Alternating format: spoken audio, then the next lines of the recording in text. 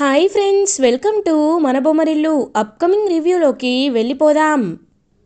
భూమి, గగన్ ఇద్దరు కలిసి పోలీస్ స్టేషన్కి రీచ్ అవుతారు అపూర్వ బ్లడ్ శాంపిల్స్ని తీసుకొని. ఇంకా సిఐ అప్పటికే ఎదురు చూస్తూ ఉంటారు. ఏంటి ఇంత టైం అయింది, ఇంకా వీళ్ళు రాలేదు అని చెప్పి ఎదురు చూస్తూ ఉంటే అప్పుడే గగన్, భూమి పోలీస్ స్టేషన్కి వస్తారు. సార్, ఇదిగోండి అపూర్వ బ్లడ్ శాంపిల్స్, వీటిని తీసుకొని త్వరగా డిఎన్ఏ టెస్ట్ని కంప్లీట్ చేయండి సార్ అని అంటుంది. తప్పకుండా అమ్మా, ఖచ్చితంగా కంప్లీట్ చేస్తాను. ఈలోపు మీరు రిలాక్స్డ్గా ఉండండి. కానిస్టేబుల్, 2 టీ అని టీ తీసుకొని వస్తారు. సార్, ఈ డిఎన్ఏ రిపోర్ట్స్ రావడానికి ఎంత టైం పడుతుంది అని అడుగుతారు. డిఎన్ఏ రిపోర్ట్స్ రావడానికి మినిమం 4 to 6 days పడుతుంది అని అంటారు. సార్, ఒకవేళ డిఎన్ఏ రిపోర్ట్స్ వస్తే ఖచ్చితంగా అపూర్వని అరెస్ట్ చేస్తారు కదా అని అంటారు. తప్పకుండా చేస్తానమ్మా, ఎందుకంటే ఆ అపూర్వ పాపాలు పండాయి. తను నన్ను కూడా చంపించాలనుకుంది. తన్ని ఎలా అయినా నేను నేను అరెస్ట్ చేసి తీరుతాను అని చెప్పి చాలా గట్టిగా చెప్తారు. అదంతా ఒక కానిస్టేబుల్ అయితే వింటాడనమాట. విని వెంటనే, అంటే నువ్వు చంపించాలి అని అనుకుంటున్నావు, నేను మేడంకి చెప్తాను అని ఇంక వెంటనే వాళ్ళ మేడంకి అయితే కాల్ చేస్తారు. కాల్ చేసి, మేడం, మీతో ఒక విషయం చెప్పాలి. ఇక్కడికి భూమి, గగన్ గారు వచ్చారు. వచ్చి అని జరిగిందంతా చెప్తారు. అంటే నా బ్లడ్ శాంపిల్స్ని వాళ్ళు ఇచ్చారనమాట. నో, అలా జరగకూడదు అని వెంటనే ఇంకా కాల్ కట్ చేసి, థింక్ చెయ్యి అపూర్వ, నువ్వు థింక్ చేస్తే ఖచ్చితంగా జరుగుతుంది అని ఇంకా మొత్తం థింక్ చేస్తూ ఉంటుంది. థింక్ చేసేసరికి ఎస్, ఇదే కరెక్ట్ అని అలా అక్కడి నుండి వెళ్తుందనమాట. అపూర్వ, మమ్మీ ఎక్కడికి వెళ్తున్నావు అని అడుగుతుంది. చెప్తా అని బయలుదేరుతుంది అపూర్వ. ఇది ఇలా ఉండగా ఇన్స్పెక్టర్ డిఎన్ఏ శాంపిల్స్ని అయితే ల్యాబ్లో కలెక్ట్ చేసుకోమని చెప్తారు. సో అలా ఇంకా కలెక్ట్ చేసుకొని సబ్మిట్ చేసిన తర్వాత ఎస్, ఇంకొక 4 daysలో అపూర్వ ఖచ్చితంగా అయిపోయిందని చెప్పి వెనక్కి తిరిగి చూసేసరికి అక్కడ అపూర్వ ఉంటుంది. ఒక్కసారిగా అపూర్వని చూసి షాక్ అయిపోతారు. ఏంటి సిఐ గారు, మీరు నా నిజస్వరూపాన్ని బయట పెట్టాలి అనుకుంటున్నారు, కానీ నేను మీకు డబ్బులు ఇవ్వాలి అనుకుంటున్నాను. చూడండి, ఇప్పుడు నేను చెప్పినట్టు మీరు చేస్తే మీకు నేను 50 లక్షలు ఇస్తాను అని అంటుంది. చూడండి, నేను మీలా కాదు, డబ్బు కోసమో దేనికోసమో ఆశపడి మనుషుల ప్రాణాలు తీయడమో మనుషులకి అన్యాయం చేయడమో నా వల్ల కాదు. కాబట్టి నేను న్యాయం వైపే నిలబడతాను అని అంటారు. ఓ, నువ్వు న్యాయం వైపే నిలబడతావా? సరే, అలానే అనుకోండి. కానీ నేను మీకు ఇంకొక విషయం చెప్పాలనుకుంటున్నాను. మీ భార్య, పిల్లలు అందరూ ఇంట్లో సేఫ్గానే ఉన్నారా అని అడుగుతుంది. ఒక్కసారిగా షాక్ అయిపోతారు ఆ ఇన్స్పెక్టర్. ఏంటి సార్, అలా ఉండిపోయారేంటి? చెప్పండి సిఐ గారు, నిజంగా మీరు భార్య పిల్లల్ని హ్యాపీగా చూసుకోవాలనుకుంటున్నారా, లేకపోతే వాళ్ళని చంపేయాలనుకుంటున్నారా అని అడుగుతుంది. చూడు, నువ్వు నువ్వు నా ఫ్యామిలీ జోలికి వెళ్ళావా అని అడుగుతారు. అవును, నా లాంటి వాళ్ళు ఫ్యామిలీ జోలికే కదా వెళ్తారు. సరే, అదంతా పక్కన పెట్టండి. నేను చెప్పినట్టు చేయకపోతే నీ ఫ్యామిలీ నా చేతిలో చస్తుంది అని అంటారు. నువ్వు నువ్వు తప్పు చేస్తున్నావు పూర్వ అని అంటారు. ఇప్పుడు నిన్ను కూడా నేను కిడ్నాప్ చేస్తాను. నాకు డిఎన్ఏ రిపోర్ట్స్ చేతికి వచ్చేంత వరకు నువ్వు నా కంట్రోల్లోనే ఉంటావని సిఐని కిడ్నాప్ చేసేస్తుంది అపూర్వ. ఇది ఇలా ఉండగా పూరి అటు ఇటు తిరుగుతూ ఆలోచిస్తుంది.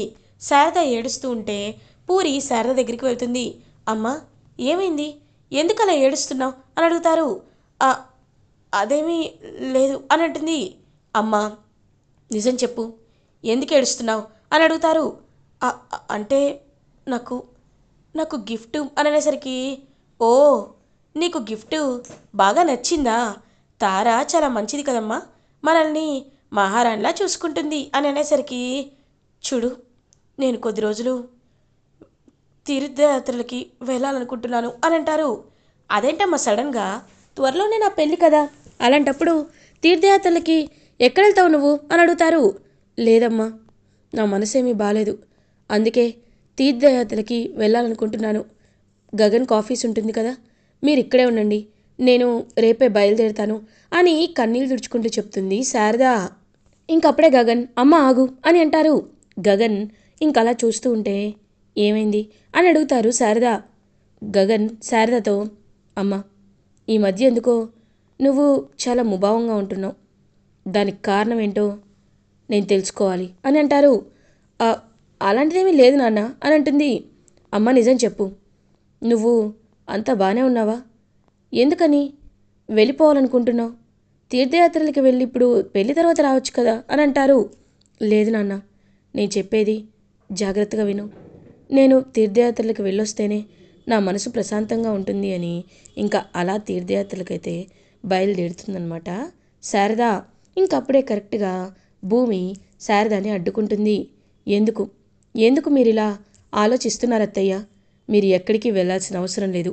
మీరు నాతోనే ఉండాలి. రండి, నేను మిమ్మల్ని ఒక చోట దాచిపెడతాను. అప్పుడు ఖచ్చితంగా మీరు హ్యాపీగా ఉండొచ్చు అని ఇంకా పాపం భూమి అయితే తీసుకువెళ్తుంది శారదాని. అప్పుడే కరెక్ట్గా ఇంకా పూరి, లేదు, అమ్మని చూస్తుంటే ధృవతో నా పెళ్ళి చేసేలా కనిపించడం లేదు. అసలు ధృవతో అమ్మకి ప్రాబ్లం ఏంటి? నాకెందుకు ఏమీ అర్థం కావటం లేదు అని ఇంకా అలా ఆలోచిస్తూ ఉంటే అప్పుడే కరెక్ట్గా తార అయితే ఇంకా ఇంటికి వస్తుంది. అవును, అత్తయ్య ఎక్కడా అని అడుగుతారు. అత్తయ్య, మా అమ్మ బయటికి వెళ్ళింది, తీర్థయాత్రకి వెళ్ళింది అని అంటారు. ఓ, అలా వెళ్ళిపోయారా? సరేలే, ఇప్పుడు నేను మీ ఇంట్లోనే ఉంటాను. పెళ్ళయిన తర్వాత కూడా ఇక్కడే కదా ఉండాలి అని చెప్పి ఇంకా అలా పెళ్ళి తర్వాత కూడా హ్యాపీగా ఉండొచ్చు అని శారదని గెంటేసినందుకు సంతోషంగా ఫీల్ అవుతుంది, ఇండైరెక్ట్గా పంపించేసినందుకు తారా. అప్పుడే ఇంకా తారా కరెక్ట్గా ఫోన్ చేస్తుందనమాట వాళ్ళ అన్నయ్యకి. హలో, ఏంటమ్మా అని అంటారు ధృవ. అన్నయ్య, మన ప్లాన్ అనేది ఇంప్లిమెంట్ అయింది, నేను కొద్ది రోజులు ఇక్కడే ఉంటాను అని చెప్పి కాల్ కట్ చేస్తుంది. అప్పుడే కరెక్ట్గా గగన్ వస్తాడు. తారా అని చెప్పి దగ్గరికి వెళ్ళేలోపు తార అపూర్వకి కాల్ చేస్తుంది. హలో అపూర్వ గారు, thank you so much madam అని అంటారు. ఎందుకు నాకు థ్యాంక్స్ చెప్తున్నావమ్మా అని అంటుంది అపూర్వ. ఆంటీ, మీరు చెప్పకపోతే అసలు నాకు ఈ ఐడియానే వచ్చేది కాదు. కృష్ణప్రసాద్ గారు, ఆ శారద అత్తయ్య ఇద్దరు కలిసి దిగిన ఫోటోని అడ్డం పెట్టుకునే కదా నేను ఇప్పుడు ఆవిడ్ని ఇంట్లోని పంపించేశాను. ఇప్పుడు కేవలం నాపై మాత్రమే గగన్ కాన్సన్ట్రేషన్ ఉంటుంది. వాళ్ళ అమ్మని ఇంకా గగన్ పట్టించుకోడు. తీర్థయాత్రలకని చెప్పి అబద్ధం చెప్పి వెళ్ళిన ఆవిడ ఇంకా తిరిగి రాదు అని చెప్పడంతో ఆ మాటలు గగన్ వింటాడు. విని ఒక్కసారిగా షాక్లో ఉండిపోతాడు గగన్. తారా అని చెప్పి దగ్గరికి వచ్చి తారా చెంప పగలగొడతాడు గగన్. హేయ్ గగన్ అని అంటుంది. Shut up, just shut up. నిన్ను ముట్టుకున్నందుకు కూడా నాకు చాలా అసహ్యంగా ఉంది. అయినా ఎందుకు మా అమ్మని బయటికి పంపించేశావు? ఆ అపూర్వ చెప్పిన మాటలు విని మా అమ్మని బయటికి పంపించేస్తావా? అసలు ఏం మాట్లాడుతున్నావు నువ్వు? మా అమ్మని మాకు దూరం చేసి నువ్వు నా జీవితంలోకి రావాలనుకుంటున్నావా? ఇక్కడే అర్థమైంది నీ క్యారెక్టర్ ఏంటో. అయినా నీలాంటి ఒక స్వార్థపరుల్ని నేను పెళ్లి చేసుకోవాలి అనుకోవటం లేదు. ఇంక వెంటనే తారా చేపట్టుకొని ధృవ ఇంటికి తీసుకువెళ్తాడు గగన్. ఇంక పూరి కూడా అలా వెనకాలే వెళ్తుందనమాట. ఇంక వెంటనే అలా చూస్తూ ఉంటాడనమాట గగన్. ఏంటి, ఏమైంది బావగారు అని అడుగుతారు. వద్దు, don't dare to call me like that. చూడండి, మీరు చేసింది చాలా పెద్ద తప్పు. మీ మీ చెల్లెలు ఏం చేసిందో తెలుసా? మా అమ్మని నా నుండి దూరం చేయాలనుకుంది. మా అమ్మని తను అని అనేసరికి అందులో తప్పేముంది? అయినా మీరు ఎందుకింత ఇరిటేటింగ్గా ఫీల్ అవుతున్నారు? మీరు మా చెల్లెల కంటే మీ అమ్మగారినే ప్రేమగా చూసుకుంటున్నారు. అది మా చెల్లెలకి నచ్చలేదు. చిన్నప్పటి నుండి తను ఎంతో గారాబంగా పెరిగింది కాబట్టి తను ఏది అడిగితే నేను అది చేస్తాను. మీ అమ్మగారు తనకు నచ్చలేదు, అందుకే బయటికి పంపించేసింది. ఇందులో తప్పేముంది అని అంటారు. ఛీ, అసలు మీరు ఒక మనుషులేనా? కనీసం బంధాల విలువ, బంధుత్వాల విలువ అనేది మీకు తెలీదా? అయినా మీలాంటి ఒక స్వార్థపరుణ్ణి నా చెల్లెలికిచ్చి నేను పెళ్లి చేయాలి అని అనుకోవటం లేదు. ఈ పెళ్లి డెసిషన్ని మేము బ్రేక్ చేస్తున్నాం పూరి అని అంటారు. అవునన్నయ్య, వీళ్ళలో ఇంత స్వార్థం దాగుంటుంది అని నేను అస్సలు అనుకోలేదు. ఛీ, ఇంకొకసారి ఇలాంటి వాళ్ళ జోలికి కూడా వెళ్ళకూడదు అని చెప్పి ఇంకా అలా వెంటనే బయలుదేరి వెళ్ళిపోతారు గగన్ అండ్ పూరి. ఇంక వెంటనే పూరి, అన్నయ్య నిజంగా నేను చాలా తప్పు చేశానన్నయ్య. పాపం భూమి వదిన చాలా మంచిది. ఇదిగో ఇలాంటి వాళ్ళని నమ్మి భూమి వదిన్ని నేను అపార్థం చేసుకున్నాను. ఇదంతా నా తప్పే అని ఇంకా అలా అనేసరికి ఒక్కసారిగా షాక్లో ఉండిపోతాడు గగన్. నువ్వు కరెక్ట్గానే ఆలోచిస్తున్నావమ్మా. భూమి పాపం చాలా మంచిది. కానీ ఏం చేస్తాం, భూమి నీ విషయంలో అనేసరికి విన్నావు కదా అన్నయ్య, అపూర్వనే అదంతా చేసింది అని. అపూర్వ ప్లాన్ వల్లే అమ్మని పంపించేయాలి అనుకుందంటే ఖచ్చితంగా అపూర్వనే ఏదో ప్లాన్ చేసి ఉంటుందని కూడా నాకు అనిపిస్తుంది. ఆ అపూర్వని వదిలిపెట్టకూడదన్నయ్య. మన భూమి వదిన్ని మనం తెచ్చుకోవాలి అని చెప్పి చాలా గట్టిగా ఫిక్స్ అవుతారు పూరి అండ్ గగన్.